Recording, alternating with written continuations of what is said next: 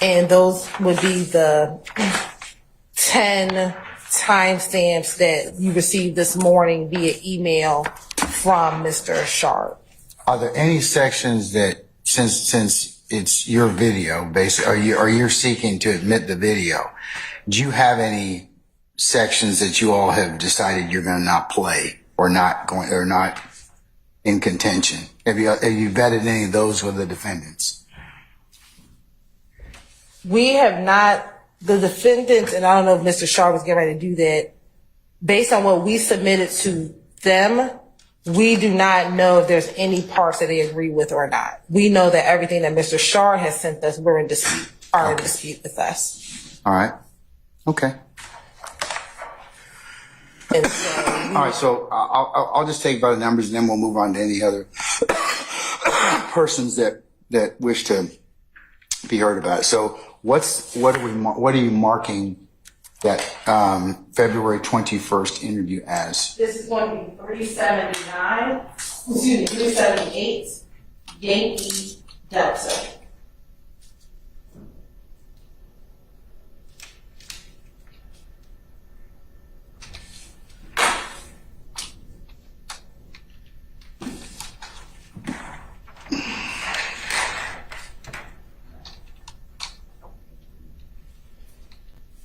Okay.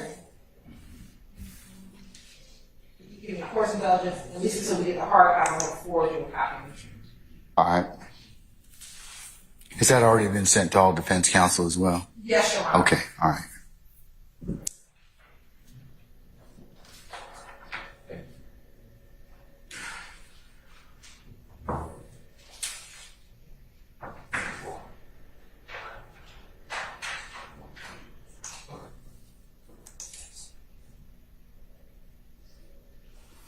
So, Yes, sir. are you going to play the...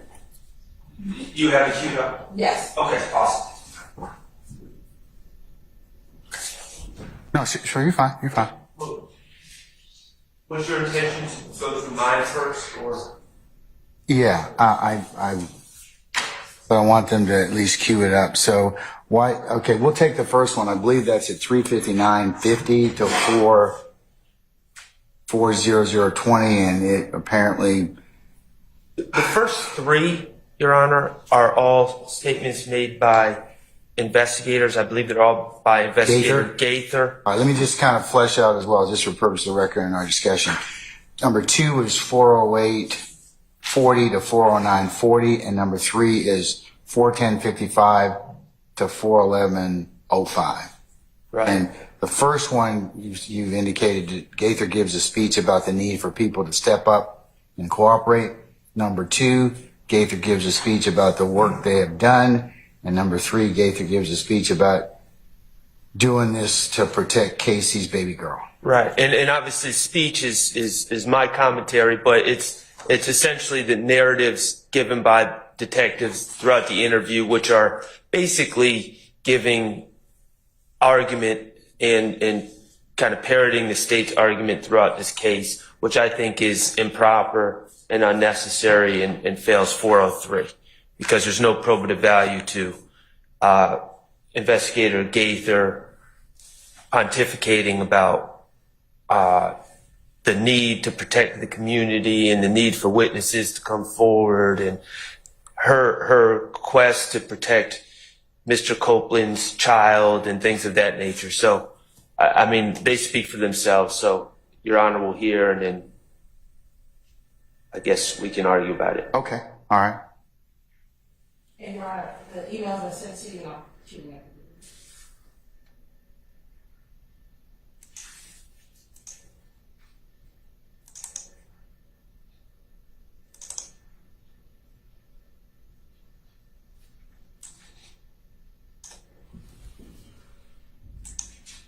And for reference on the transcript, this would be page 13, line 19 through page 14, line 3.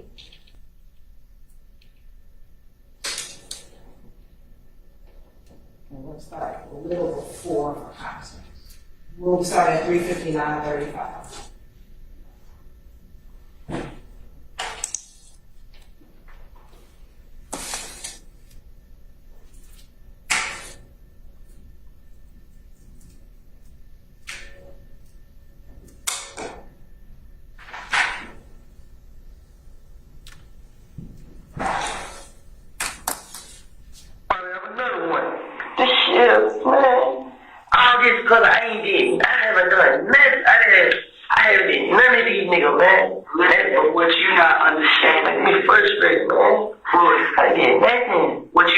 understand it is. If you have it in your mind, we can't do nothing about that if you're not speaking on it.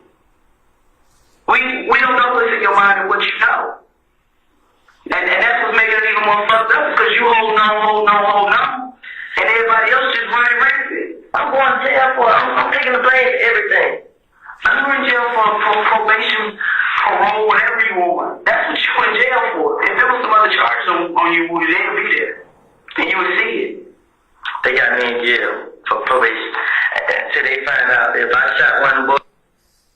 And we ended at 4:25. We ended that play at 4 o'clock and 25 seconds. Okay. All right. Why does the state believe that that's admissible? Yes, Your Honor. Mr. Copeland testified that Detective Gaither, during the course of any of these interviews, were forcing him to name a suspect. What she's doing here, so for context, this interview is the day after Mr. Copeland, his child, and his child's mother has been shot at. And if you can recall, in the February 20th interview when he was with Detective Curry, which has been played before the jury, Detective Curry attempted to get Mr. Copeland to tell him who did it. He did not. If you can recall, he would not say who did it. Detective Curry went into a conversation with him saying, I know you know, I could tell by your body language that you know. Then when he was by himself with Deshawn, his girlfriend, he told his girlfriend, I know who killed me. I know, I'm not killed me. I know who shot at me. This is the next day in which they knew that he had a relationship with Gaither. If you can recall, in that February 20th interview, they kept telling him, you need to talk to Gaither. You need to call Gaither. And now Gaither is trying to get him to come forward with whomever he saw in the day that he was shot at. And so what Gaither is doing during this portion is telling him, I can't stop them from shooting at you. I can't stop them from doing anything if you don't tell me what happens. And majority of this interview is her trying to encourage him to tell what he knows. And that is, again, in contradiction to what Mr. Copeland has said on the stand, that one, that they were forcing him. They were not. And you can see throughout the conversations here, they're never forcing him to do anything. Two, Mr. Copeland eventually says that I wasn't, that Tay never killed me. I think he said, I swear on my child's grave or my mom's grave that Tay never did it. And this whole entire interview is them talking to him about what has been happening, the shootings of his house for his shootings, and encouraging him to tell them who he knew shot at him, his child, and his child's mother. So I think this is relevant, one, to contradict Mr. Copeland's in-court testimony that they were forcing him to do anything. Two, to show how the police were attempting to get him to give information, which was in a calm fashion, which was in a fashion to get him comfortable enough to be ready and prepared to make an identification. And so we believe it's relevant to show the jury they weren't forcing him to do anything. Mr. Short? Well, I think if you look at that exchange in isolation, it is a narrative by the detective. It's not prior inconsistent statements by Mr. Copeland, but you might say it's not that egregious or, what's the big deal? I think as we go on and we discuss the next two excerpts, it kind of builds upon itself in forming this narrative of people are not coming forward. Our job is so difficult. We got to do this to protect the community. We got to do this to protect children. And that's my concern, is pushing that narrative through Gaither's words during these interviews are admitted for the express purpose of Mr. Copeland's prior inconsistent statements. Let me make a suggestion. Why don't I just listen to the three together? and then we can have another discussion. Okay. Right. All right. Let's play 40840 to 409, or actually 40840 through 41105.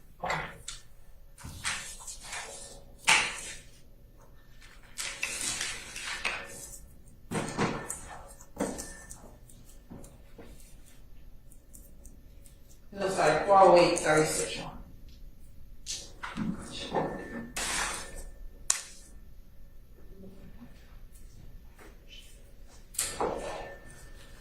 And even if I did see something on Twitter, I can use what Twitter says. You the victim here. That's what you so used to being in fucked up situations, you don't realize you a true damn victim. When the police came to my house, I wasn't no I was a suspect. I can't vouch for what nobody else did. This is my case. This is my case. If you was a suspect, you would have got locked up that night. That night. You admitted to shooting back, you would have got locked up that night. Am I correct? Okay, so I'm asking you, who the fuck shot at you? Either you gonna tell me or you not, or you just gonna stay in this predicament that you in. But you're not helping yourself. And you going to the street trying to kill you. I ain't even going to the street. If you want, you would have been told. The first time you would have told me. It ain't just about you and your life, because your baby was out there. It was just the first time. You think I was joking? What did you tell me the first time? What I tell you? You don't believe I told you the first time? The first time when I talked to you a few weeks ago about the incident on the highway, you didn't tell me when it was time to tell me. You didn't tell me. Us talking off the record, it's like it never happened. It's like it never happened, and I can't work like that. You expect me to help you, but look at what happened to me. I'm expecting you to help you. I'm getting shot at and locked up. It's like I'm talking to a brick wall, Louis. I try my best not to cry. It's alright to cry. I cried the same night they came. I did. I let it out. But I scratch every day. You know what? I just shot my car. You know what I was doing? But I was still out. I ran 4-wheelers everywhere. I know.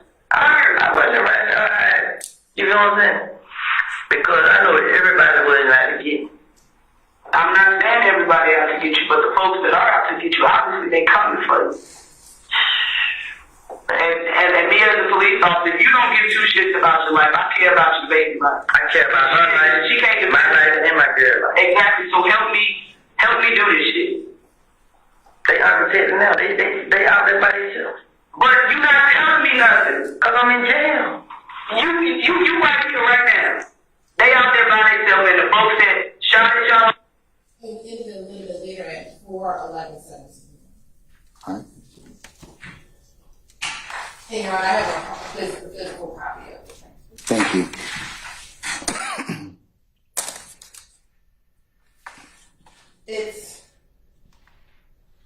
It will be 378 Yankee Bravo 2. Thank you.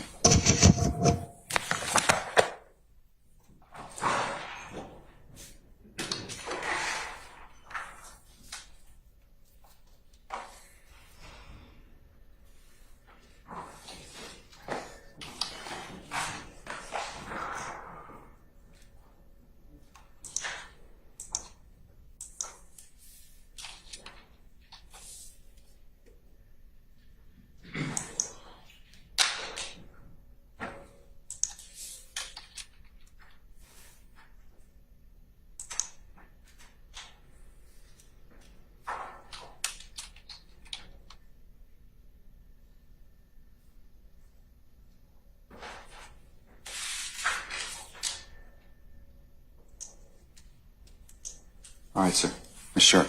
So, Your Honor, my objection to what the playing of what Investigator Gaither says is that Investigator Gaither, again, not the intended declarant of these statements, these out of court statements is essentially making an argument that the jury will hear that it's a future dangerousness argument. It's an argument that, you're either on the side of the quote unquote gangsters or you're on the side of the people that are trying to protect children. It presents a false dichotomy, and also it invites the jurors to consider subjects and consider things that are not supposed to be in their purview as the finder of fact. Well, future dangerousness, protecting the community. Okay, tell me where in this particular, from 359.50 to 411.05 that you want me to invite me to look at for future dangerousness. I believe it is around 410.55 where essentially Investigator Gaither is saying to Mr. Copeland, you're not cooperating. Hold on one if second. you don't, You said 410.55? I believe it's Hey, can you give me the page references for that, please? And it's, I don't believe that he's saying this. I don't know what he's saying. and essentially No, around 410. I need to know the What page 410? Yes, ma'am. That will be around page 28.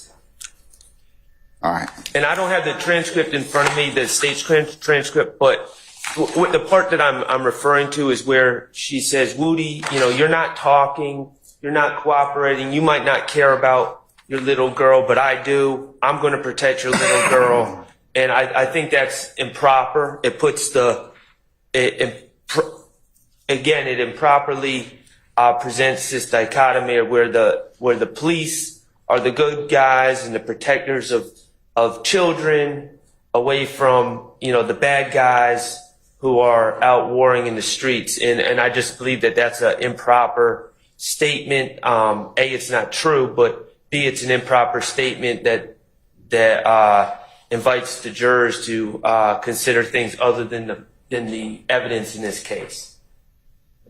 Okay, you saying that, okay, I'm looking at page 28, line 10 or thereabouts, Detective Gaither. I'm not saying everybody out to get you, but the folks that are out to get you, obviously they're coming for you. And me as a police officer, I don't give two shits about your life, but I care about your baby's life. Right. Copeland, I care about her life. Detective Gaither, she can't get Copeland and my life and my girl life, Gaither, exactly. So help me do this shit. And then, Copeland, they out now. They out there by self. But then you're not telling me nothing. That's Gaither. Right. And he says, because I'm in jail. And then she goes on to say, you hear right now, this is page 29, starting page 29, they out there by themselves, and the folks that shot at y'all are probably still out there as well, In my most strenuous objection is just about the comments about protecting his daughter. I don't think that's appropriate.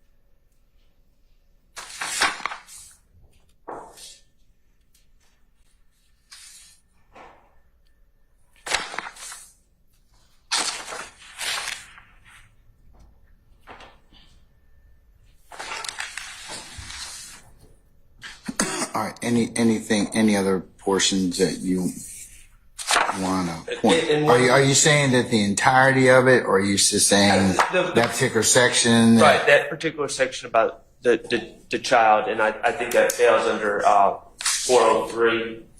not probative. Again, it's the investigator talking, so she doesn't have any personal knowledge of the facts of this case. It's not really the witness presenting evidence. And again, I think it's confuses the issue, and it's likely to inflame the passions of the jurors, and it's prejudicial to our clients. Well, if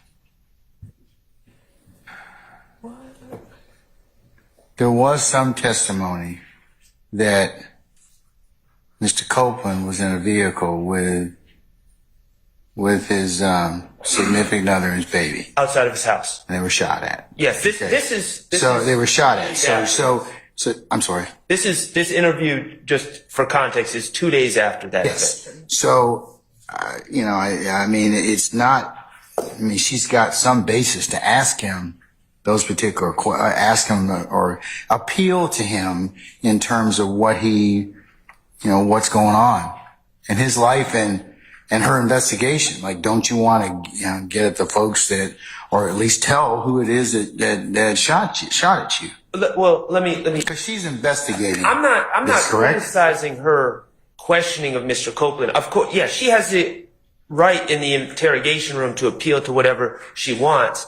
I'm just saying not every, even if it's quite honestly, even if it's decent interrogation techniques, doesn't necessarily mean the words of the officer are exposed to the jury.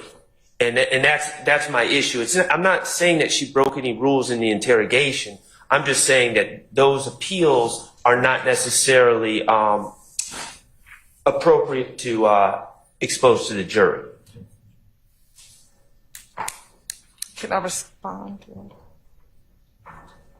Okay. Tell me again how it's future dangerousness. Well, it's an improper appeal to protect the community. It's creating the impression in the juror's mind that the police are out here protecting children, and that these gentlemen, in this back and forth between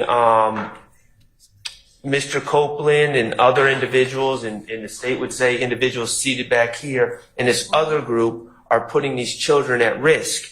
And what I'm saying is, if Investigator Gaither was on the stand and said, you know what really bothers me about these things that I've been investigating all these years, it's that these bullets come out of these guns and they're coming at children's heads. We would all jump up and say, objection, objection, that's improper. What is she saying on the stand? So I don't know why it's allowed in just because it's on a tape as an out-of-court statement. It's still making the same appeal. I don't think she's making a general. I don't think she being Gaither. I don't think she's making an individual appeal for protection of the community. I think she's making an individual appeal to him because he's the victim of a crime, a purported crime at that point in time. So, but I've heard your argument. I haven't made a decision as of yet. State? Yes, Your Honor. So I want to address a few things. First, this future dangerousness argument is not a proper argument for what occurred in the interview room. Future dangerousness solely talks about an open and closing argument referencing to the jury that if you don't find these defendants guilty, then this will occur in the future. That is what future dangerousness references. It has no bearing on an investigator who's trying to investigate a crime appealing to the victim as to why he should come forward with who harmed him. That is what Detective Gaither was trying to do. Secondly, Your Honor, the defense early in our trial made a number of cross-examination efforts to talk about police officers and the fact that they only target a community, that they only arrest certain types of individuals. And what this video shows, most importantly, is that she was trying to get Mr. Copeland to identify who did this. But secondly, that the police aren't just trying to arrest people. They are not just trying to get individuals charged with crimes, but yet they are trying to investigate crimes, hold individuals accountable, and make sure that those who are victims are no longer victims. And so what Detective Gaither is doing in this portion is trying her best to appeal to Mr. Copeland, who has some concern about giving up an individual, who is concerned about snitching. And that's what you're going to see later on in this interview. And she's trying to get him to identify who did this to her, who did this to him and his child's mother, Your Honor. And so given one, Copeland himself on the stand says, in all these interviews, they were just out to get me. They were out to get Thug. They were out to get me. This is a complete contradiction to that, because Gaither isn't trying to get him. Gaither isn't trying to just get Thug in this interview. Literally, she's trying to identify who shot him. So one, it's impeachment by contradiction to show Gaither's, how Gaither was interacting with him. Two, she was trying to get Mr. Copeland to identify who the person was that he saw shoot at him. She can use certain investigative tools and tactics. Mr. Steele said yesterday, all day long, I want to show that this is how they investigated cases. Well, this is a part of that. This line of questioning is how they investigated cases. And when Mr. Steele says, well, I want to show these bad portions of it, then this is in contradiction to that. This is her using her investigative tools in order to get a victim to come forward. So for that reason, it should come in. And then this future dangerousness argument is not relevant for what occurred in this courtroom. So for those reasons, Your Honor, we would ask to play these portions of the recording. All right. Anybody else other than Mr. Sharp wish to be heard on the first three redactions? 35950, 40020, or 40840 to 40940, or 41055 to 41105. Anyone else? Mr. Weinstein? Mr. Matthews? Ms. T. Williams? Mr. Harvey?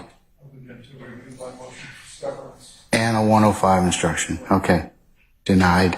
But I've noted it, sir. I'll give you a continuing objection on that issue, okay? All right, Mr. Steele? No, I'm not what was said. All right, sir. Okay. For the reasons articulated by the state in terms of identification or impeachment by contradiction, I don't believe that future dangerousness applies for this particular portion of the transcript. I'm going to authorize or allow the state to play those particular portions over objection. I'll give you all continuing objection as to that.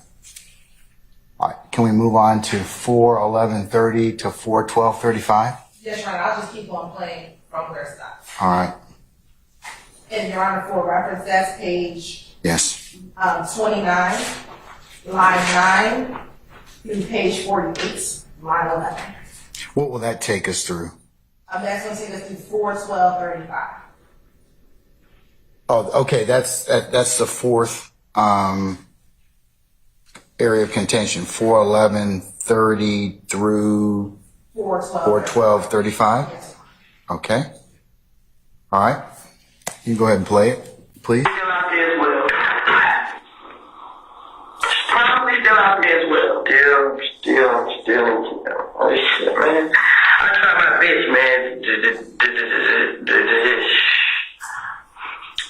Cause guess what? If I help you, if I tell you anything, guess what? They make it even worse. What makes it worse? Everybody, oh no, snitch, now this and that and that. Bro, how you a snitch for somebody trying to kill you, girl, and your baby? That's snitches. I just want to get out of jail and go to my next job. Just stay out of the way, man. I don't really. But do you honestly think somebody else that quote unquote the good guy gonna want to help you? If you ain't telling us like you talk about snitching and all this, it ain't about that. But as long as you out there being a part of the problem, we're gonna let you be a part of the problem. I haven't been a part of the problem. I think you are. You're not trying to resolve the problem at hand. And I told you the only way for you to start resolving, to get this shit started and resolving it, is you gotta talk to us straight up. That's it. You gotta talk to us straight up. Because if you're not, it's just gonna continue and continue and continue. And I hate to see you or anybody else come up dead behind the foolishness because everybody want to be loyal to the streets and everything. And that ends at 4:12:36. Okay. Mr. Sharp? So, my issue with this, and again, it's going to be under 403. My issue is the state is clearly making the argument and trying to appeal to the jurors through their questioning, and I'm sure they're going to make arguments in closing. They made arguments in opening that witnesses are reluctant, that Mr. Copeland's reluctant. They're pointing out that Mr. Copeland says certain things when Jeffrey Williams is in the room versus not in the room. And the reality is, despite insinuations at times by the state outside the presence of the jury, that were unfortunate accusations, I think, there's been no evidence that Mr. Copeland fears anyone seated here. There's been no evidence of any threats made by anyone seated in this courtroom towards Mr. Copeland, or at least on the defense side. So here, Mr. Copeland is clearly expressing fear of being a snitch, being labeled a snitch, the ramifications of telling. But what's important here, and I'm afraid of what might get lost, is Mr. Copeland is expressing fear of an entirely different group of people than the accused here today. He's expressing fear of the group of people that are shooting at him actively at the time of this interview, which I think the state has alleged are IF gang members. I believe that certain individuals that are not associated with any of the defendants here today were arrested and charged with that crime. So it's misleading the jury. It's confusing the issues, because I think Mr. Copeland is expressing a reluctance to cooperate out of fear being labeled a snitch, but it's not. It invites the jury to conclude that he's afraid of these gentlemen, and that's not what he's saying. And yes, I understand that we have the ability to cross-examine and those issues, but Your Honor, I just ask for you to consider the logistics of this case. The fact that the state is talking about playing, like, I don't know if we add them up, 17 hours of videos or however long of Mr. Copeland. It's not a typical trial where we get to just follow up with cross and clear up issues. There might be a week between when this is played and when we have the opportunity to cross-examine him about these issues and clarify some things and clear them up. And it's kind of like it's just not a smooth process. And I think that we need to do our best to eliminate any of the misleading or confusing issues from this tape, including this segment right here, which under 403, I believe that it should be excluded. Okay. State?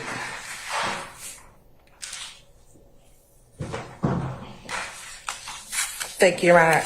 I think Mr. Shard is trying to compartmentalize issues, and we have to look at this case in the totality of all of the circumstances. So first things first, specifically, when I asked Mr.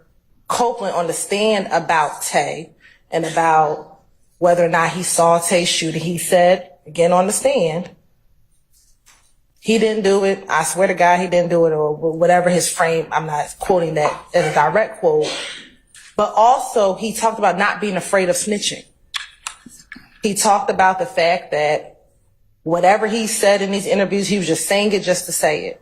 I asked him, was he concerned about snitching, being labeled a snitch? And he said, I was not. So this is impeachment by contradiction and prior inconsistent statements, both. Because I, on direct examination, asked him, was he concerned about snitching? He said, no, I wasn't concerned about snitching. They were forcing me to point out Tay. They were forcing me to do it. Gaither forced me to point out Tay. This is in complete contradiction. He literally talks about why he cannot identify Tay because he's going to be labeled a snitch. I believe this is the interview. Later on, he talks about the fact that his cousin was labeled a snitch and what happened to his cousin. So this is one in direct contradiction to that specific line of questioning. But also, Your Honor, snitching is relevant in this trial in the totality of the circumstances. Mr. Copeland literally last week or 2 weeks ago decided initially that he was going to plead the fifth in order not to testify in trial. To testify into trial is snitching. He has now, as a course of his conduct in the last few weeks when he has testified, is now completely contradicting everything he told police when these individuals were not in the interview room. Again, that is snitching. And here is a reason he is explaining in 2015 why snitching is a problem. So when you look at it for both the specific impeachment of my line of questioning about this interview, but then the larger conspiracy, in this case, people do not want to come in here and testify. Mr. Copeland is not the first witness. We've had Ms. Archillian Bennett, who testified that what she never talked to the police or what she told the police was a lie. But then when you come into court and have to face the individuals that you were accusing, have a different story. Same thing with Adrian Bean. Adrian Bean had a whole interview with Detective Quinn, identified Mr. Williams, identified other individuals who participated in a crime with him. But when he came into court, did not testify. So therefore, snitching is an issue in this trial. Mr. Copeland is talking about his reasons for not wanting to snitch, which is very relevant in the totality of this case. So for multiple reasons, we believe that this portion should be allowed to be played. All right. Any other counsels wish to be heard on this particular issue from 4:11:30 to 4:12:35? Mr. Weinstein? No, Your Honor. Mr. Matthews? No, Your Honor. Ms. D. Williams? Mr. Harvey? Judge, it can't be impeachment. This was made at a time when the witness had a motivation to lie, because it was even after this particular event occurred. So it can't be admitted for that purpose. All right. Okay. All right, sir. Mr. Steele?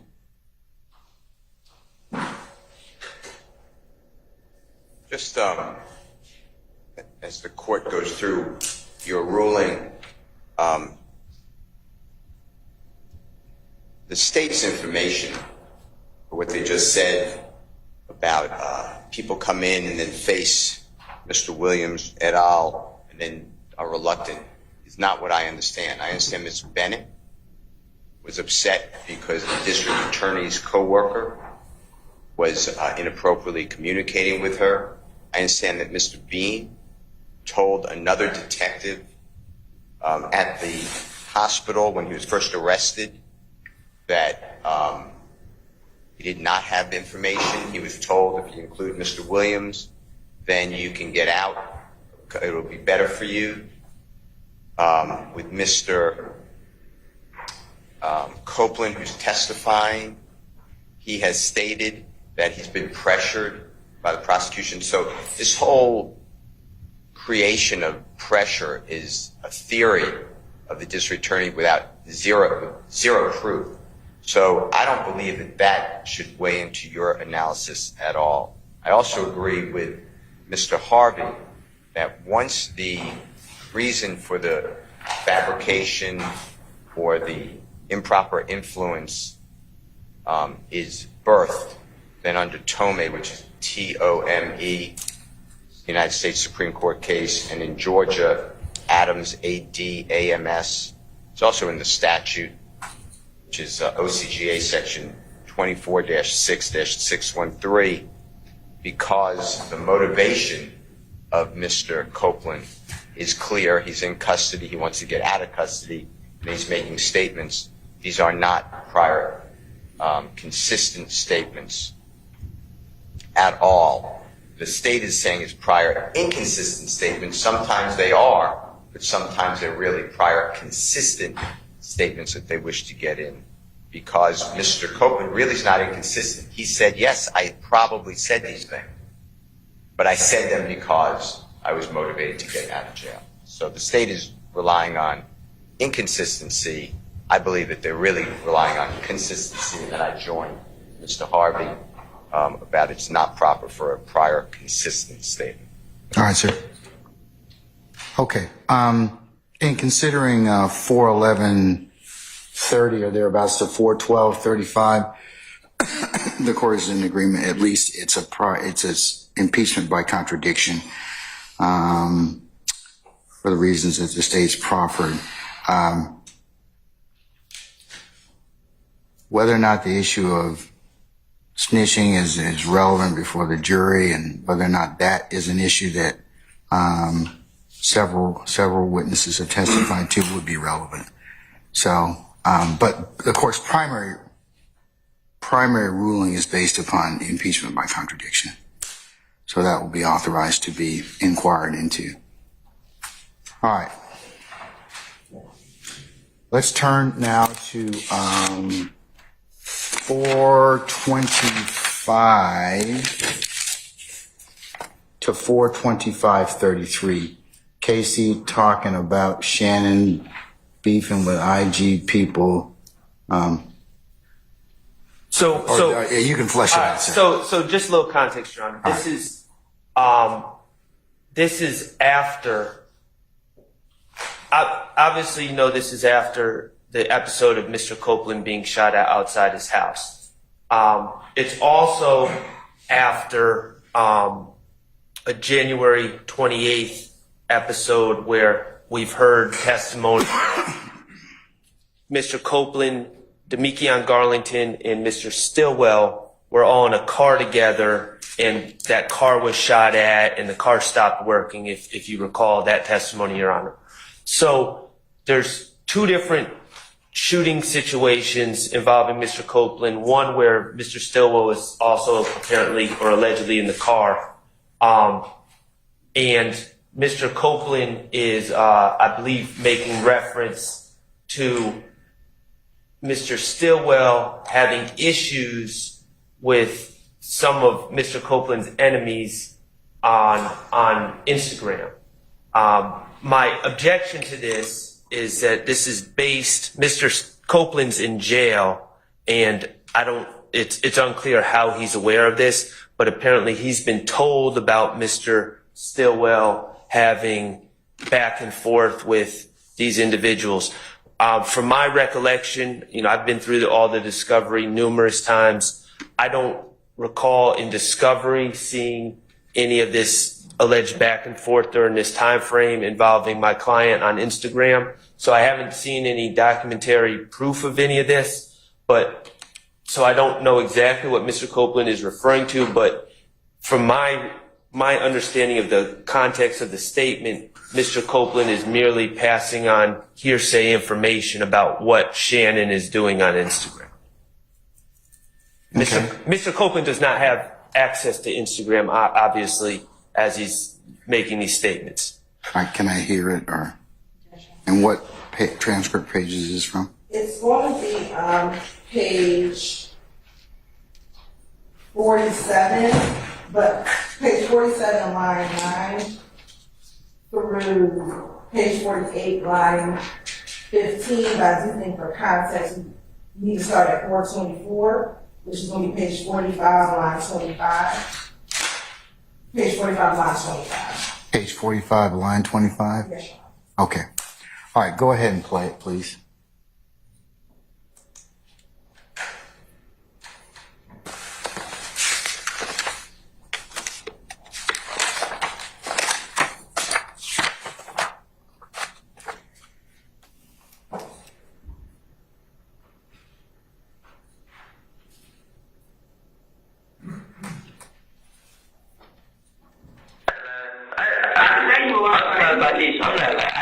I did see no face.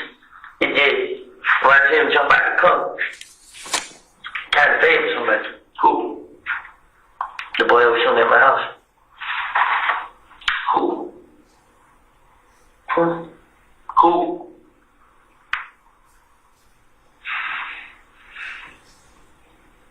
Who you know to be driving that silver Bonneville? I could never picture that.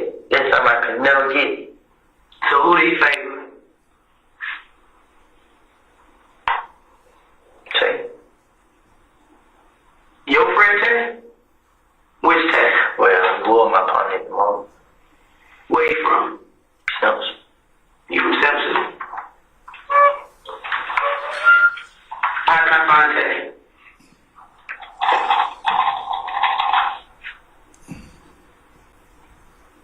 He on his Twitter arguing with Shannon. He did what? He's on Twitter arguing with Shannon. He on Twitter arguing with Shannon. This recent? Yeah. When? Right before y'all came got out, just on the phone with my baby mom, she just told. So him and Shannon on Twitter arguing. They been about what? Me. Saying it. You still alive because we miss you. You still alive because we miss you? Like they miss maybe shooting at you? When did you see this person? Like before the incident the other day with your baby? Before the incident with you and your baby, you said the dude was shooting at my house. Which incident are you talking about? Huh? You said the same boy that was shooting at my house. Okay, which? And you're right, we did that 425, 49. Okay. Yes. So it said, I heard it, and I'm assuming Your Honor heard it. He says Tay, and they're trying to figure out who Tay is. Which Tay? The Tay, I don't know which Tay at this point. Okay. So there's a Tay that allegedly shot at Mr. Copeland, or that's the state's theory, and Mr. Copeland is saying Tay, but he's not identifying Tay, and he says something about that Tay is having an argument with Shannon on Instagram, and then he was like, when is this happening, is what Investigator Gaither asked. And Mr. Copeland says, essentially now, or when I got locked up, and he said, that's what my baby mama told me. So it's clear his source of information is someone else who's telling him about this alleged internet argument, and he doesn't have any personal knowledge of it. All And right, sir. it adds absolutely nothing to the context of this statement, other than it brings in hearsay evidence about my client, which I object to. All right. You're right, the section about Twitter, we won't play, we'll just pick that up when Detective Gator's trying to clarify, like they missed you, when was he shooting at you? You should try to clarify that portion, but we will take out, I think it's probably about 425.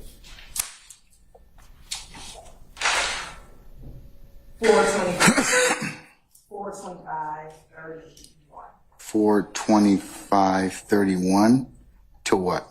No, 425 to 425. Okay, 420. 425.20. No, 425.00 Yes, ma'am. to 425. I think it's about 31 or 30. 31, 32. That's what you said you're going to take out? Because that talks about the Twitter conversation. All right. Mr. Sharp, anything else from that particular time block that you wish to be omitted? No. All right. Any other counsel wish to be heard about anything from 425.00 to 425.33? Mr. Weinstein. No, Your Honor. All right. Mr. Matthews. No, Your Honor. Ms. T. Williams. Mr. Harvey. All right. Mr. Steele. No, nothing further. Okay. All right. So the state will be directed to omit that particular portion. The rest of it can be played. All right. Let's move on to 6, and that would be. This next is Hold on. Let me just frame it right quick, sir. 438.35 to 438.40, and you've indicated that.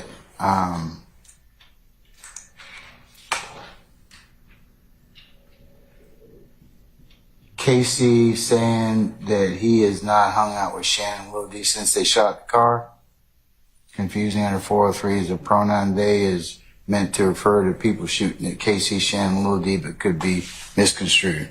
right. Okay. So Right. essentially, they are asking about when's the last time he hung out with Shannon and Lil D, who's Demekion Garlington, and he says not since they shot at the car.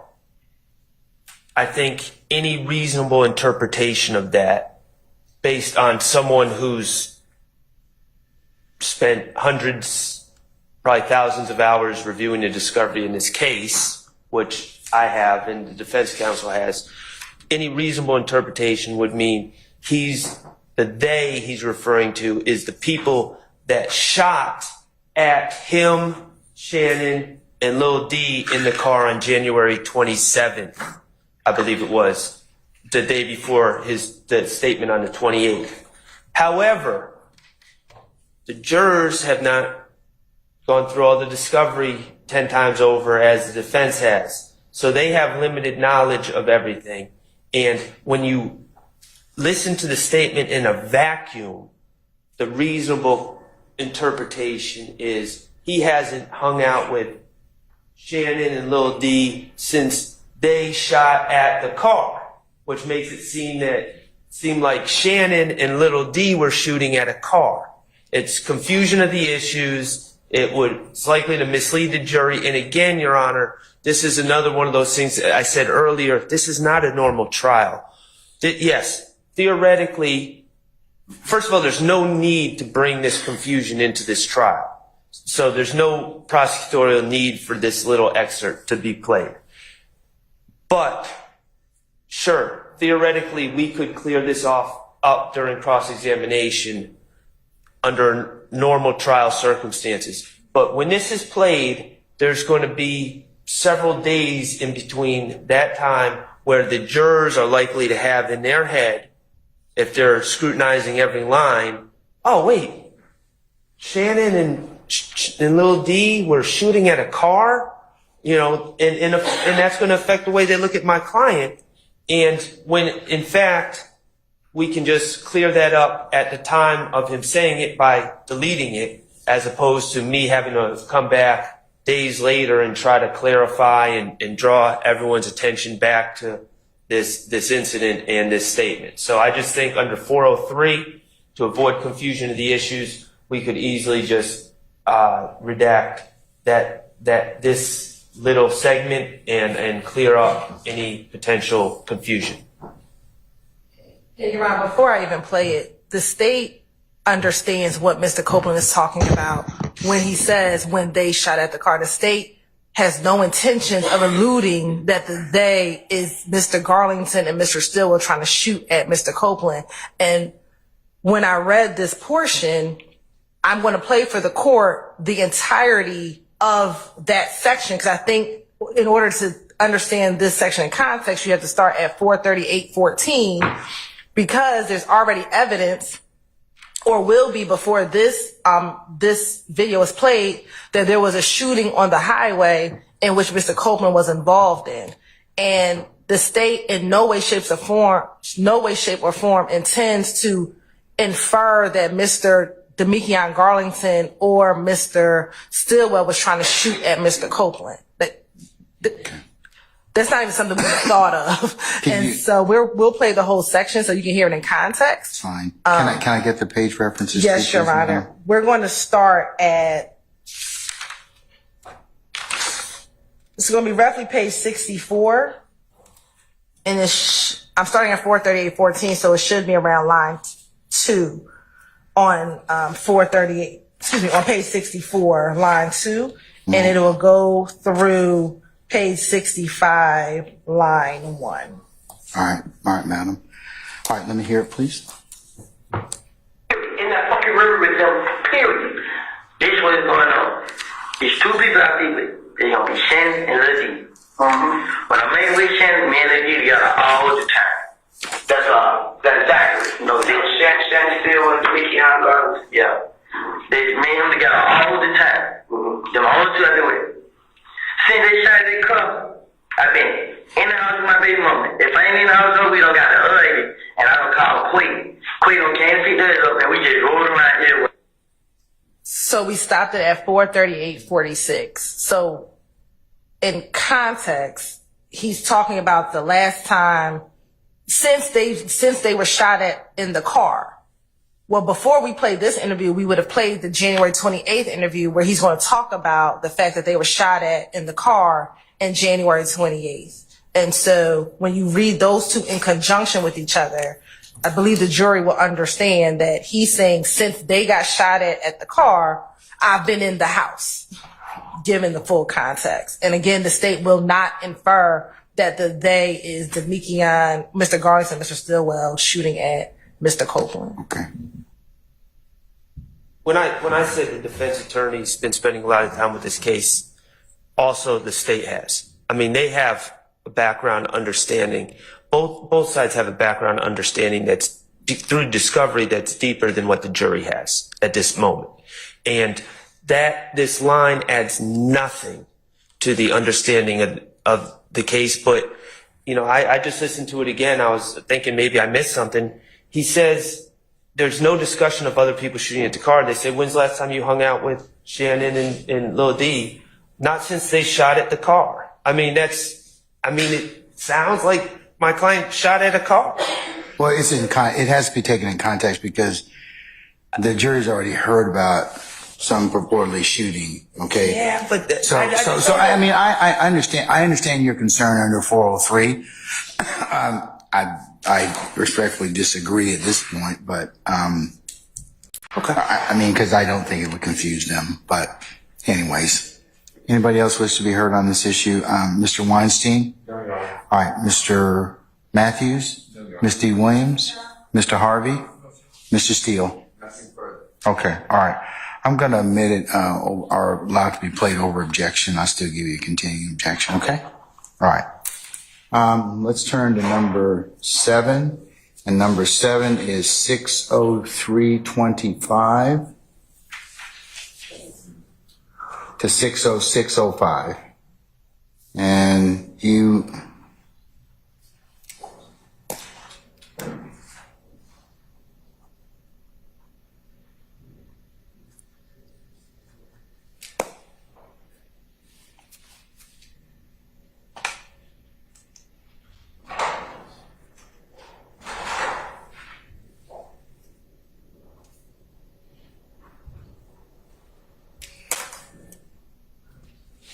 By the way, it's page 155, line 1 through 156, line 2. 155, line 1 through 156, line 24.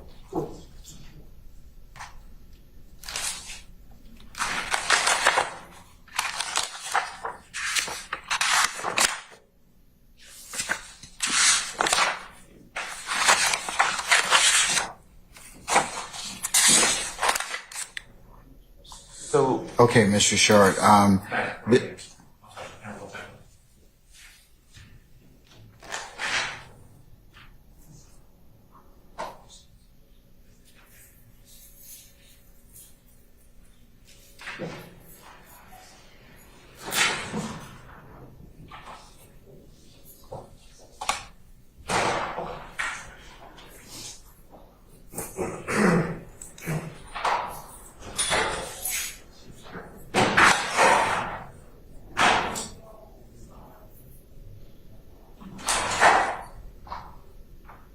All right, let me frame the period. It's 60325 to 60605. It alleges Casey talking about Kel shooting and at some dice At a gambling spot. Gambling spot. Which I believe under the state's theory is kind of one of the incidents that's the genesis of everything, of the disagreements between the groups.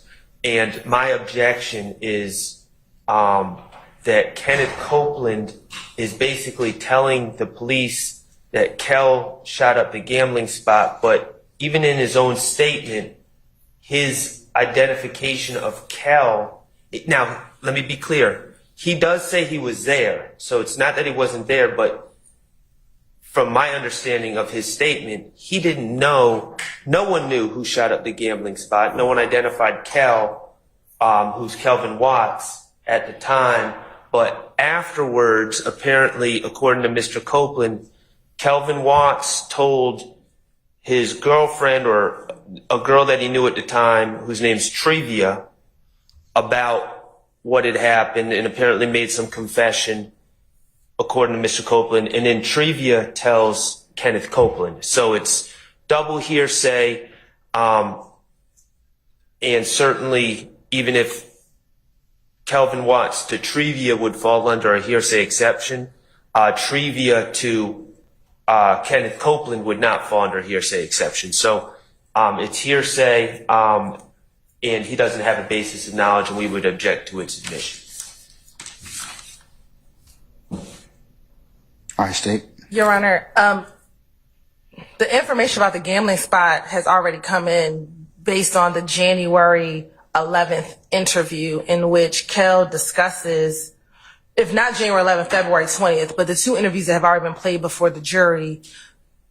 Mr. Copeland has already said in both of those interviews that there was this incident at the gambling house in Lakewood, and that it was Kel who did it. And more importantly, when he met with Kel at the Cascade skating ring, maybe the next day after this gambling incident, that he talked to Kel about the shooting at the gambling house, and that it was during that meeting at the Cascade skating ring that Kel got on the phone with Mr. Williams, and Mr. Williams asked for Kel to pay for the window that was shot up at the gambling house. So one, the evidence is already before the jury about the gambling house. How we get to who told him is irrelevant, because it was the effect on the listener, meaning Mr. Copeland, that once he gathered this information, he's using this to try to squash the issues between Copeland and Kel.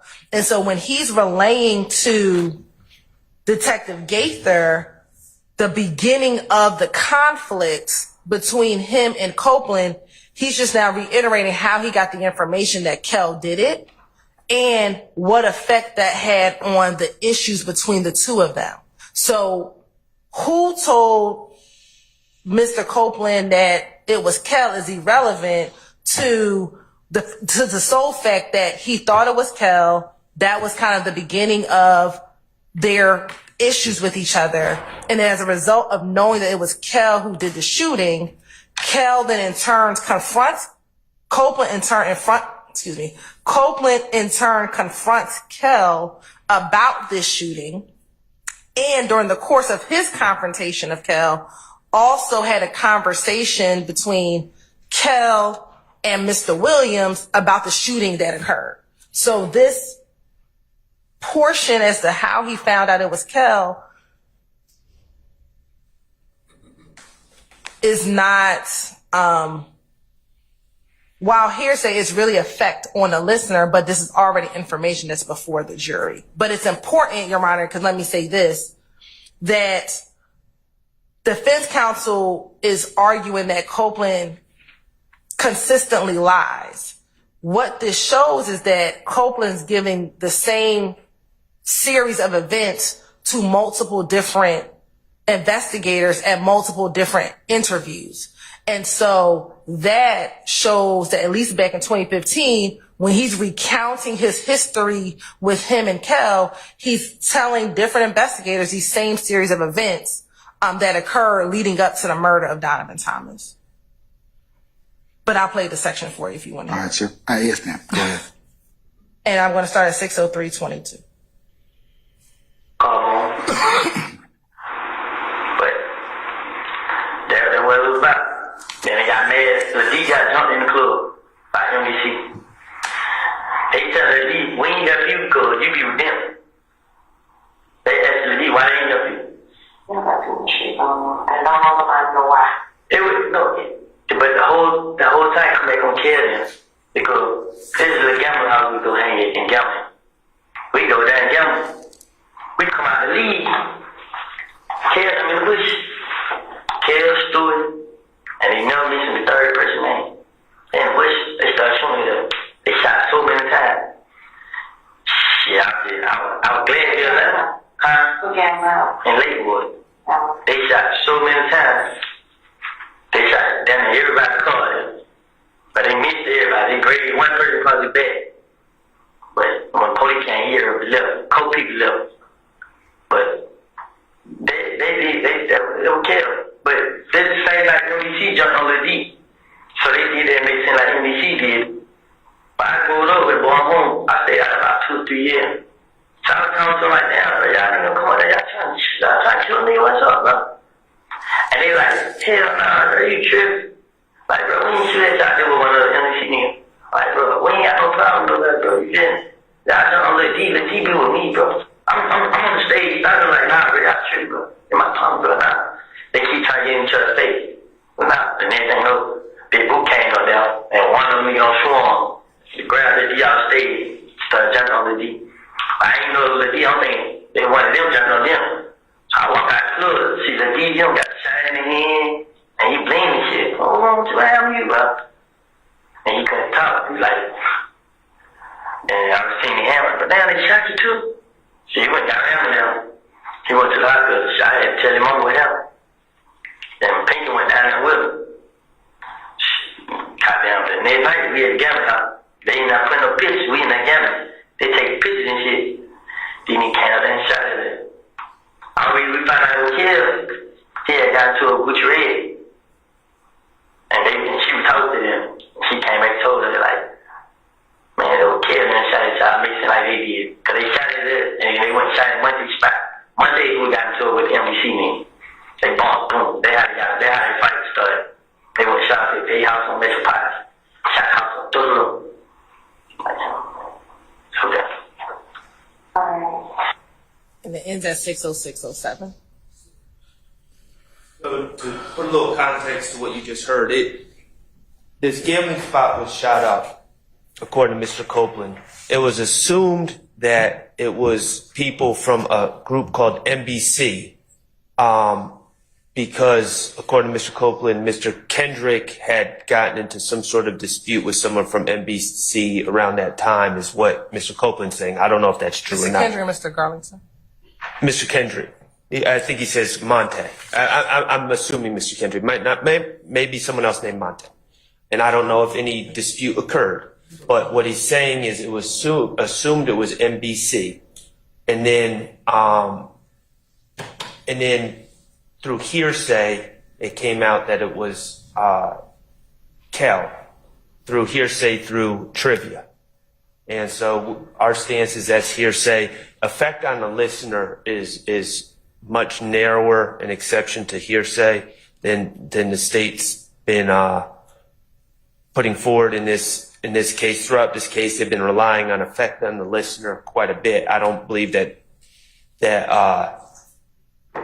it's quite as easy to get around the hearsay rules under just saying effect on listener. And his knowledge, he's giving a historical narrative of this event, and his knowledge of who committed the event or committed the act is based entirely on hearsay. So what about the issue that we've heard testimony already about the gambling? Then it's cumulative. Then the shooting of the gambling house. Well, if we've allowed that in the past, then that's on the defense counsel for not flagging that. But at this point, it's cumulative if it's come in already. I believe it's already been testified to. In fact, I think Mr. Copeland earlier in his direct he's testified about that on the stand, about the shooting of the gambling house and this kind of historical perspective. At this point, then it's cumulative, and if collectively we have missed it in the past, we're flagging it now. Okay, all right. Any further argument, Mr. Weinstein? No, Your Honor. Mr. Matthews? No, Your Honor, just adopt. Ms. T. Williams? Mr. Harvey? Sir? Turn your mic on, sir, please. I want to adopt what Mr. Shard said with regard to the effect on the listener. Effect on the listener is usually most often used to as evidence of motive. It has not been used in that sense, and therefore it has been abused and continues to be abused as the basis for the admission of these clearly hearsay statements. So For example, in Gates versus the state at 298 Georgia 324, One more time, Gates. Gates 298 Georgia All right. 324, Yes, sir. there were text messages admitted that were sent to the defendant's girlfriend, not for their truth, but for the effect on the defendant in establishing motive for a murder. That's the usual basis upon which hearsay statements are admitted for the effect on the hearer. That is not the case here. This is not the defendant. It doesn't establish motive. So I would adopt and expand Mr. Shart's reasoning. All right, sir. Mr. Steele. Nothing to add. All right, sir. Excuse me.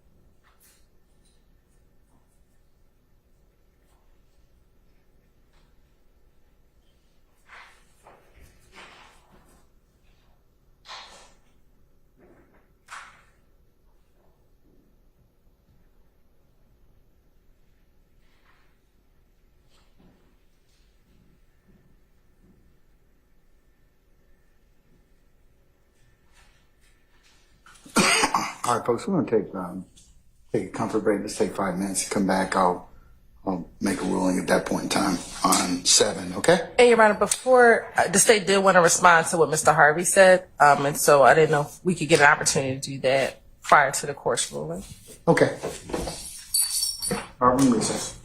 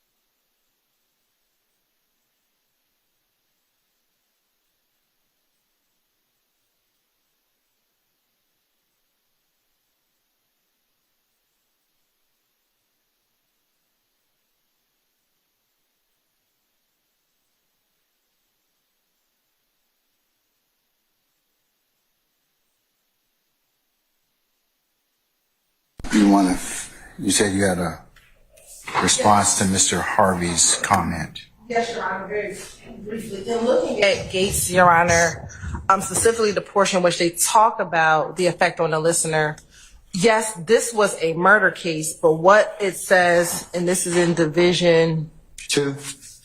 2. I have it up. Yes. And when you read the fullness of it, it says, for a statement of constitute hearsay, it must be offered in evidence to prove the truth of the matter asserted.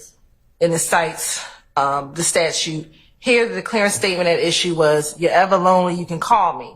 The text message sent along with the naked pictures was not offered to prove that Gates' girlfriend could in fact call or had permission to call Wilson if she were lonely. Rather, the text messages were offered to show its effect on Gates and in this case, his motive for committing the murder. An utterance may be admitted to show the effect on its hearer. See also Miller v. State, 275 Georgia 32. For such a purpose, the statement would not be hearsay as it was not offered for the truth of the matter asserted, but for the effect or lack thereof on the hearer. As such, Gates claims that this evidence was inadmissible because it was hearsay without merit.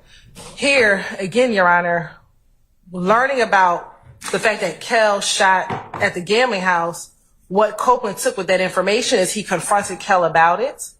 They had a discussion about not just the gambling house, but all their other issues that they had with each other.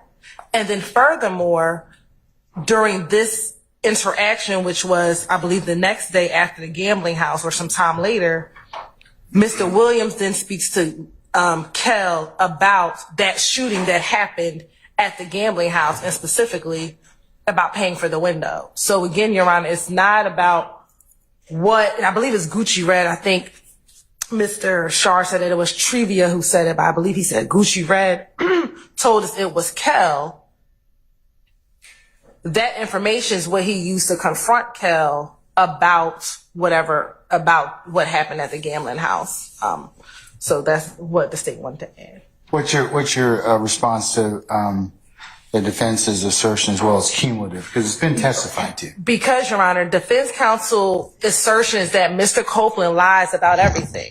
And so what his reiteration of this incident shows is that not just in the February interview, not just in the January interview, January 11th, he talks about it, I think, briefly in January 28th and February 20th, that he's reiterating these events to different investigators to talk about the history of what has occurred between them. And if he's such a liar as they want to purport him to be, then he would not be able to recount this historical perspective to the detectives that he is meeting with. So while he is repeating the story, he's repeating it to different detectives at different times to show that he is at least consistent with the historical events that lead up to Donovan Thomas's murder. All right. Okay.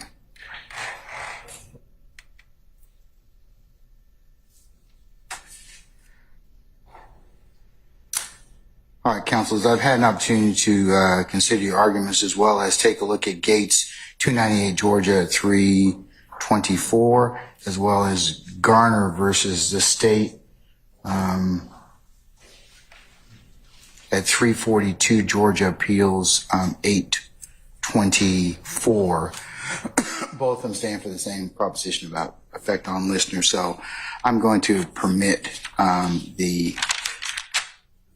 that to be the inquiry area of 60325 to 60. Hold on.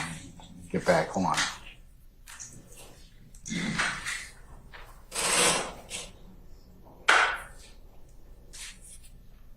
(60325) through 60605. All right. I'll give you a continuing objection, defense counsels, as respect to that. Let's move on to 8. I believe 8 is 6/19/20 through 6/20/20. And I believe that is Casey being reluctant to cooperate in the shooting investigation where he's a victim. He says he's concerned they will put the discovery on IGS or Instagram. Yes. Okay. Can you give me the page references, Mal? Yes, Your Honor. So page 173 line 7 through page 174. Okay, all right, Mr. Sharp. So, Your Honor, here is another example of Mr. Copeland stressing the social ramifications of cooperating in this investigation. Again, when I say this investigation, I'm referring to an investigation against people that shot at him allegedly outside of his house while holding his child. We get into this, it's almost bolstering. It is bolstering, where he's showing a fear of testifying, but again, it has nothing to do with these gentlemen. It has nothing to do with the investigation of these gentlemen seated in court today, but it has to do with an entirely different group of individuals that are allegedly associated with an entirely different group. So it has no relevance to this case. It creates the impression that Mr. Copeland is universally opposed to cooperating, universally fearful, universally has been threatened and feels threatened. But the reality is he's expressing fear, reluctance, and all the rest regarding an investigation of an entirely different group of individuals. And it's likely to confuse the issues. It's unfair prejudice towards our clients where there's absolutely no evidence that he's been fearful, that he's been threatened by any of these gentlemen or anyone associated with these gentlemen. So we would argue that it should be excluded under 403, 401 and 403.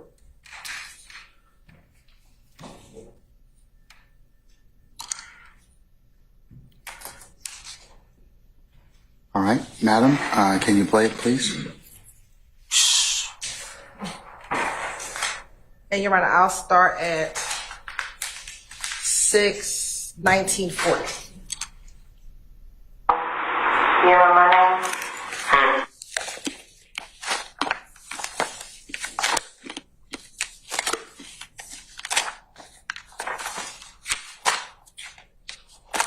In that car that's gonna put them there.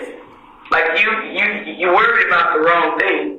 I'm worried about when you get locked up and you get a skirt back and see I circle each picture and put my name on them. They're gonna send it out to the screen and be like, I done told on him. And they're gonna put it out on Instagram and Twitter and they're gonna tell everybody, and then guess what? They're gonna start like, damn, I'm gonna be just like what then? Nobody won't be around. So you worried about your reputation as opposed to your life and being a free man? It's up to you. I don't want to go back and forth. You gonna do it, Woody, or you not? And Your Honor, that's the conclusion at 6/19/44.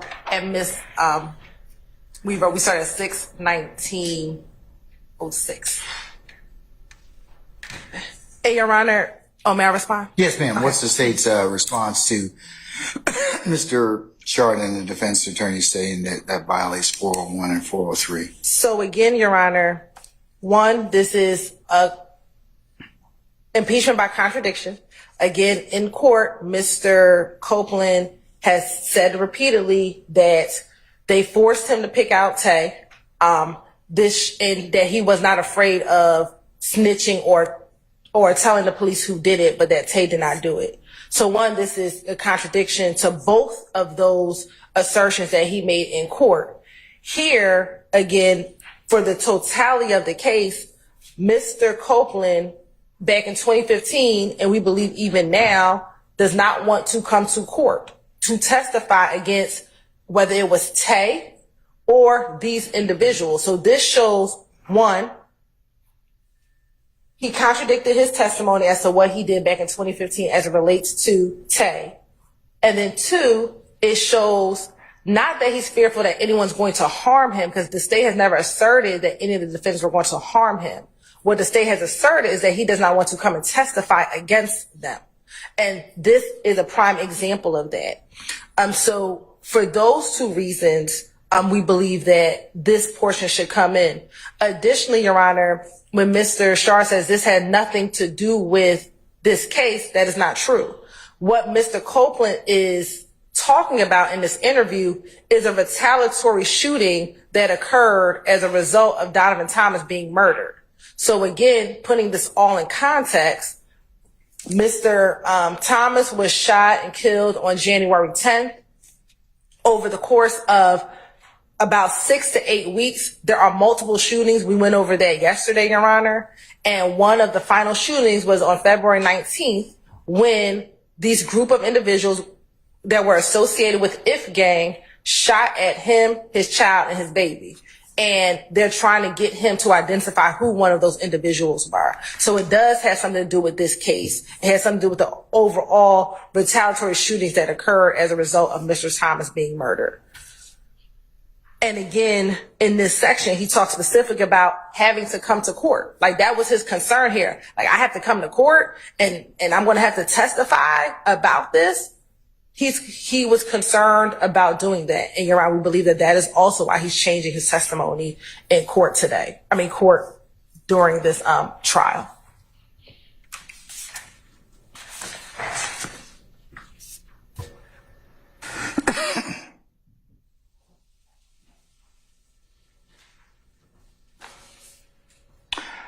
Any further argument, Mr.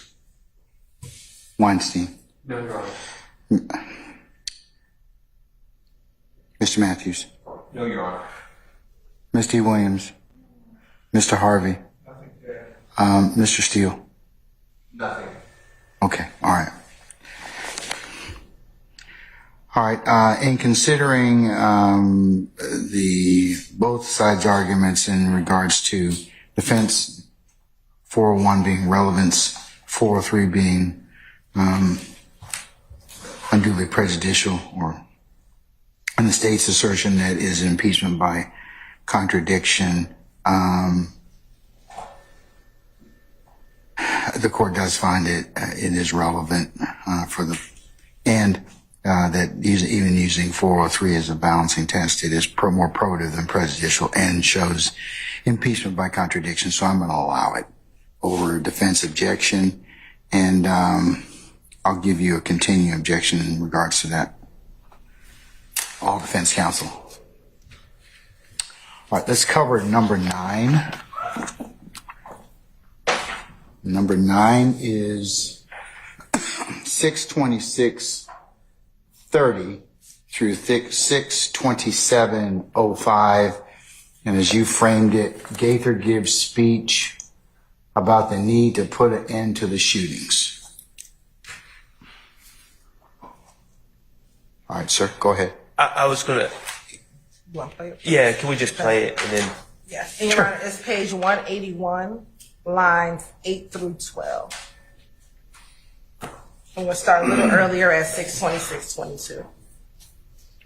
I can't deal with this shit, man. And I understand that, but you gotta help you right now.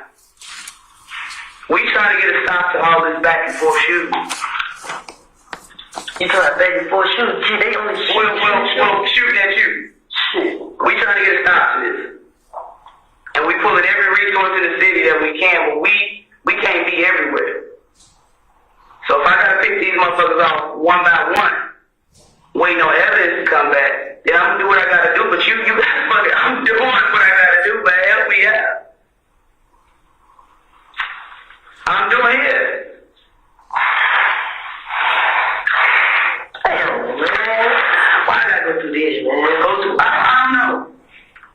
I don't know. But I'm into it. Bruh, I'm ready to get started on the aftermath. I'm ready to get started on that. I can't work towards homicide.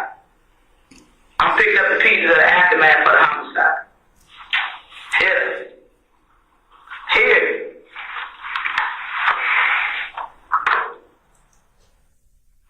Your Honor, we stopped at 627:30.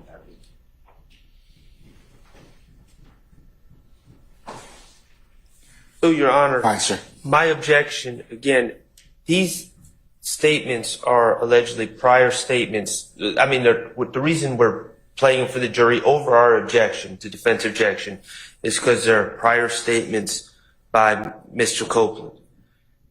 We have the non-declarant,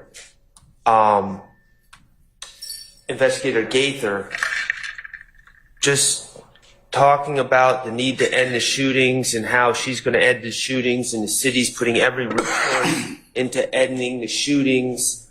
And it really, we're all citizens here. We're all city of Atlanta. We're all Atlantans. It's not the city versus these gentlemen. It's not supposed to be the police force in the city versus these gentlemen. And it's supposed to be a neutral.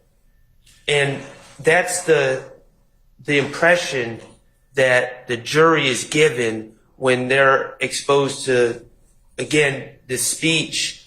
I call it a speech, but whatever you want to call it, by Investigator Gaither, where she presents this as, look, it's, the city and all the authorities and the police department, we're all working to try to put an end to these shootings, and it's you guys and Mr. Copeland, it's your information that will put an end to it, and it's your group that's involved in all this. I believe it's inappropriate. I believe it invites the jurors to consider, it invites them to take into consideration factors that should not be considered in that jury room. And it's essentially an improper argument. If it was made during closing, we'd argue that it's an improper argument. It's just because it's not a closing argument doesn't make it not improper. It's improper for the jurors to hear that type of talk by Investigator Gaither, especially considering the whole reason that this tape is being played over our objection is not for Investigator Gaither's words, but for Mr. Copeland's. All right. Ms. Hilton. Again, you have to look at this in totality, Your Honor. This starts off with Mr. Copeland saying, why do I have to go through this man? And Gaither is then going into, I need you to do this. I need you to identify who it is so that I can get started on my investigation. So I can continue my investigation. I can continue my work. So while Mr. Sharp calls it a speech, she's responding to Mr. Copeland saying, why do I have to go through this? And if you look at his body language, he was struggling to move forward and just make the identification. And so she's trying to encourage him to go ahead and make the identification so that she can move forward with her investigation, Your Honor. So again, as the state said earlier, that's in contradiction to what he said here in court. What he said in court, they were forcing him. No, they were talking to him about it. He's responding back to her. I believe in court he may have said they made him say Tay. That's not true. That's what this shows as well. And so given his in-court testimony, this is contradicting what he said here in court. All right. Any further argument, Mr. Weinstein? No. All right. Mr. Matthews? Nothing, Cat. Ms. T. Williams? Mr. Harvey? Mr. Steele? Your Honor, I don't see why this adds anything. I join everyone else, Mr. Sharp's argument. The detective said that we're going to pick them off one by one. Every officer is going to be working. The state is saying that Detective Gaither is encouraging Mr. Copeland. That's not needed.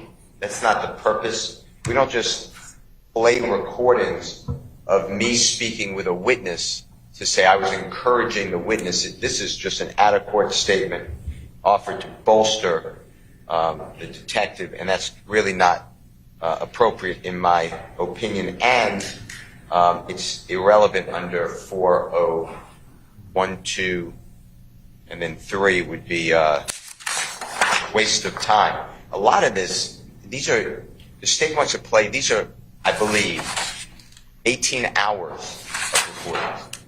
I mean, at some point, they don't get to just play all these recordings, so I would object.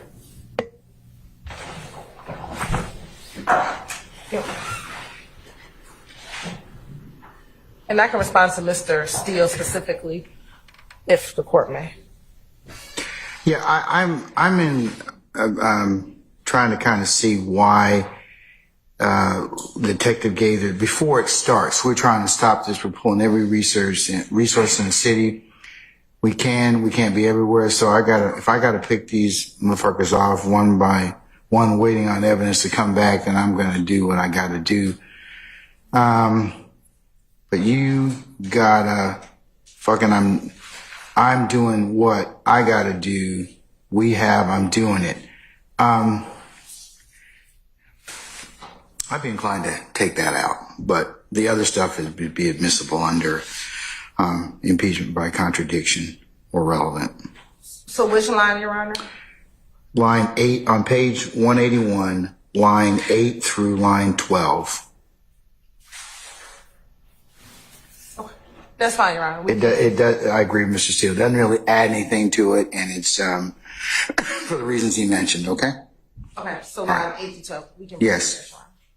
Anybody else have any other comment or any other argument in regards to number 9, 62630 or thereabouts is 62730? All right. I'm gonna, other than that particular omission, or exclusion from, that'd be page 181, using the state's transcript, lines 8 through 12.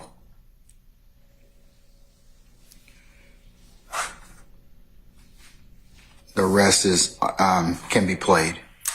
Thank you. Okay. Yes. All right.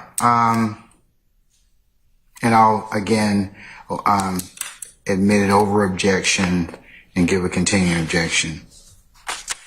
Does the defendant still maintain that none of this is proper and they should not be played? So, okay. All right. Number 10.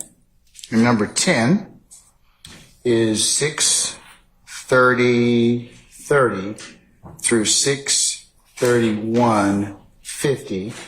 And you are saying that that's 404A evidence about Mr. Stillwell and inappropriate comments about character. Yeah, 404A and B. 404A and B. Okay. All right, sir. Oh, I'm sorry, Ms. Hill. you want to play it first? Yes, please. Okay. All right. Let's play it. What transcript page now? Page 185, line 17, through page 186, line 19. And we'll start 630. 630 what? She wasn't looking at it serious like how it is. I really wasn't. I really thought he wasn't. I didn't think they would do it. I didn't think these niggas try to shoot me. I'm afraid I thought we were trying to do a kill. They showed me wrong. Well, I know it him for shit. He been on Twitter going back and forth with Shannon. Yeah. What the hell? I'm telling Shannon, why the hell you ugly? You on Twitter?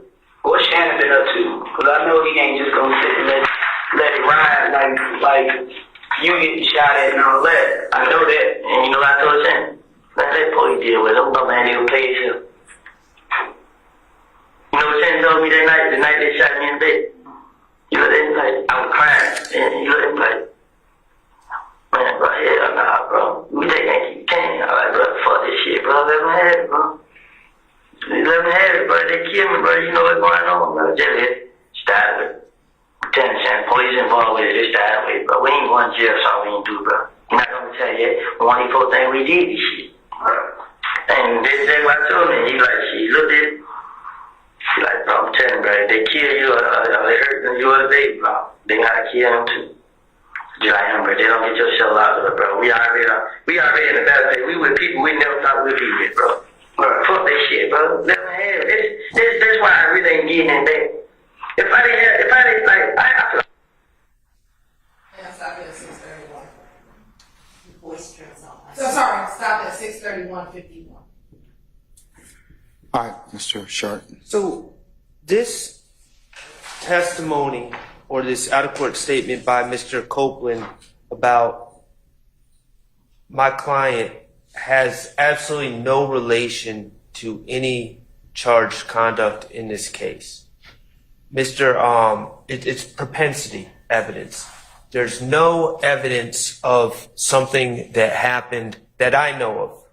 There's no evidence of something that happened after this date that was supposedly done on behalf of Mr. Copeland in as payback for either the January 28th shooting of Mr. Copeland in the car, or shooting at Mr. Copeland in the car, or the February, I guess it would be 19th shooting of Mr. Copeland, or shooting at Mr. Copeland outside of his house, other than, of course, Mr. Copeland shooting back at those individuals and hitting them in their car.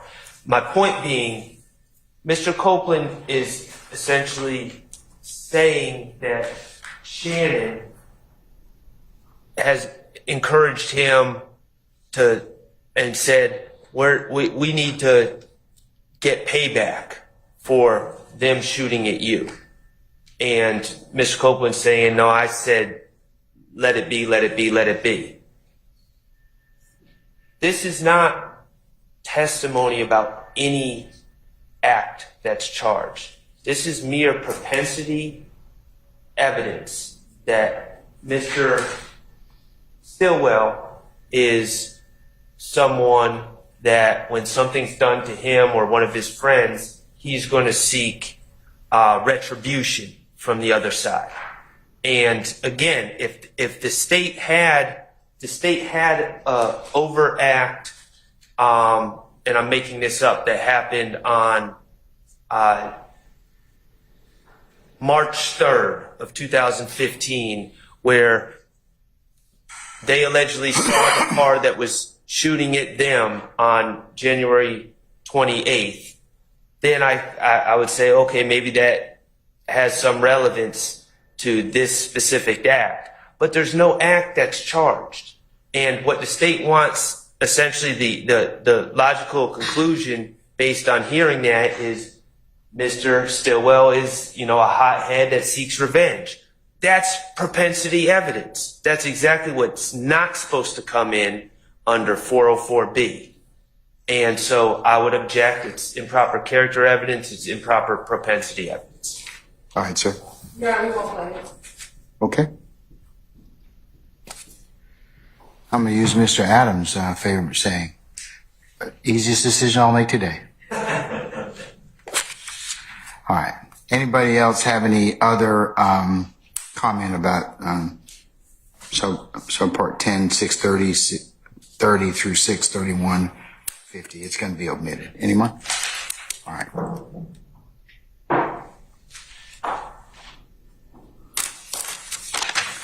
Okay, we've gotten through the flaggings of Mr. Sharp. Does anybody else have any other time periods they wish for me to discuss with the court? Mr. All right, thank you, Mr. Steele. Mr. Harvey? Ms. Williams?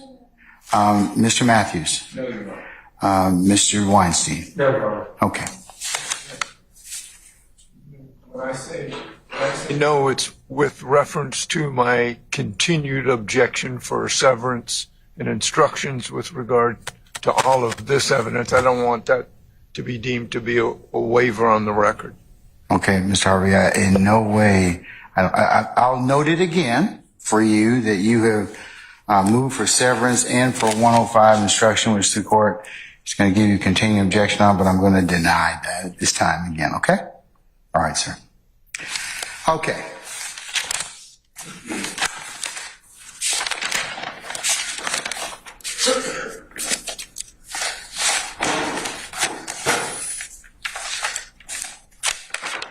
All right, councils, let's talk a little bit about way ahead in scheduling. I believe that you all have, as well as it pertains to Mr. Copeland, June the 10th interview, which is the longest one. It's 9 hours. Is that correct? All right. Have you all been working on, or I'm going to ask the state first and then defense counsels in terms of what you've identified as to what you're going to play and what you wish to omit? Your Honor, we sent to defense counsel, I believe on Monday, the areas in which the state, I'm sorry, let me stand up. The areas in which the state intends to redact. Yesterday evening, Mr. Shard, I think, sent me a portion of the areas that they would like redacted. We haven't had the opportunity to look at those. And then I believe Mr. Adams is supposed to send me the secondary portion of that. And so we'll be looking through that over the course of today and this weekend to determine what, if any, areas we can agree to. Once we finish talking about June, Your Honor, I will briefly just want to get some clarity on February 21st, but after we finish the June discussion. What do you mean you want clarity on the So we submitted 21st? some redactions for February 21st. And I don't know if, kind of along the same lines of the conversation yesterday, if there are areas that the defendants wanted in that the state intended to redact. And if there are those same line of area, we understand the court's ruling from yesterday, but we just wanted clarity because we don't know. And that could be an offline conversation I can have with Mr. Shard, to see what their position is. I think I can answer this. After speaking with other attorneys involved in the defense of other individuals, I believe that there is an objection to the redactions of the timestamps identified by the state.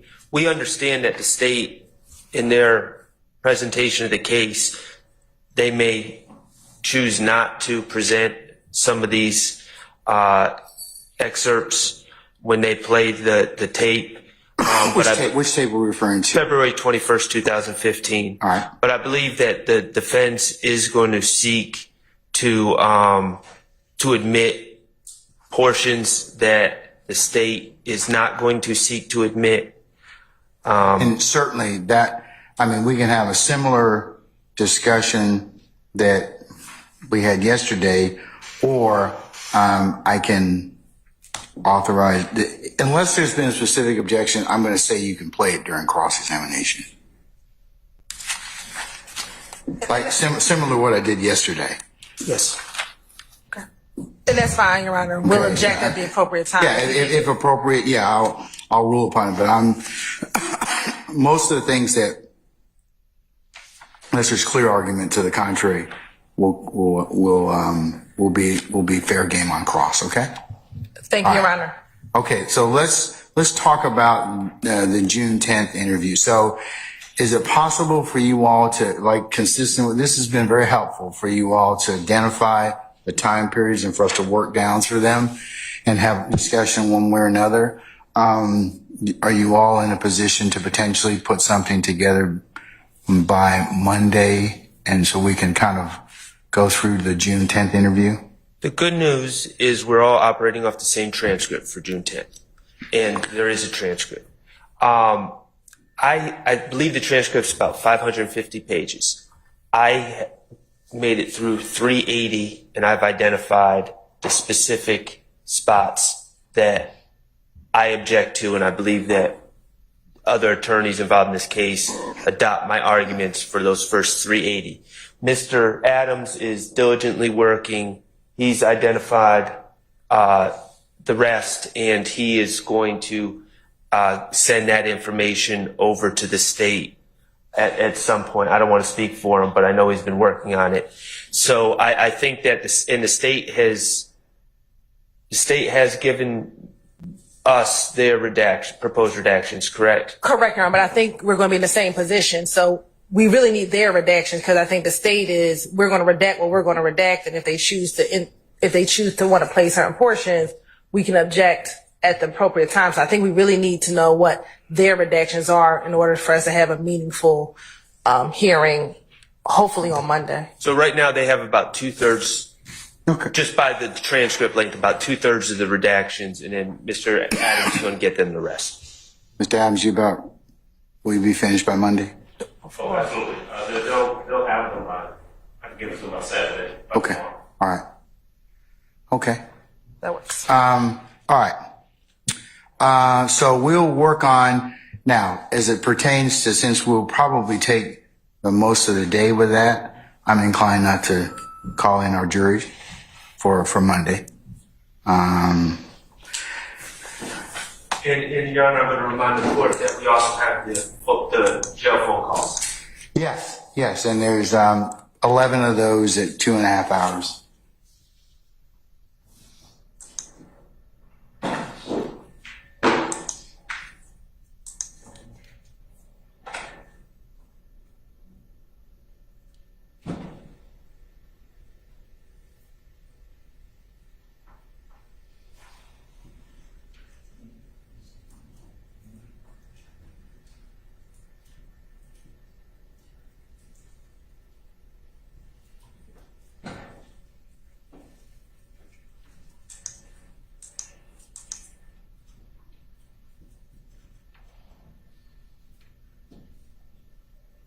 All right, and then, you counsel, as you all recall, Tuesday the 25th, we'll probably just work from about 9:30 to about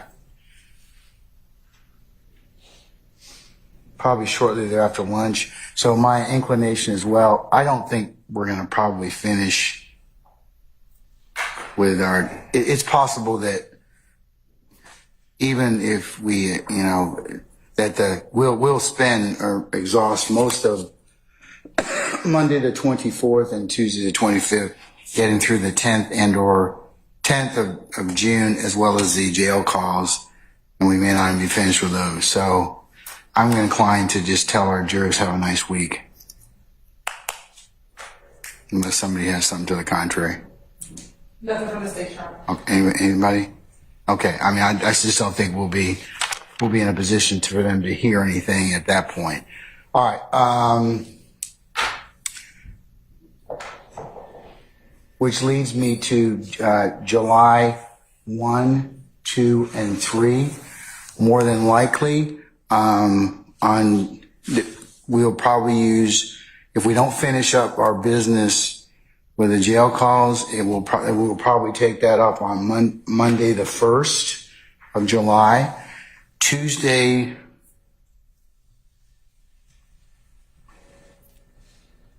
we'll probably do the in-camera review of Mr. Copeland's ex parte matter. And I will give you all more pinpoint instructions on that particular time and date. But it more than likely will be the 2nd or the 3rd of July. So that's our kind of work schedule at this point in time to clear those issues before we call back our jurors. So at this time, we're thinking no jury for the week of going to the 4th. Probably not, is what I'm thinking. And I may tell them that so they can adjust they can govern themselves accordingly.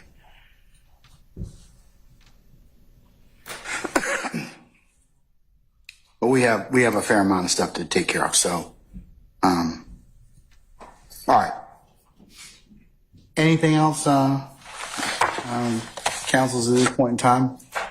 If not, I'll see you all on Monday the 24th, 8:30 for an anticipated 9:00 start time, and we'll queue up the 10th, the June 10th, 2015 interview, and see where that leads us. Okay. Thank you, Ron. All right, anybody else? Okay. All right. We're in recess until Monday the 24th at 8:30.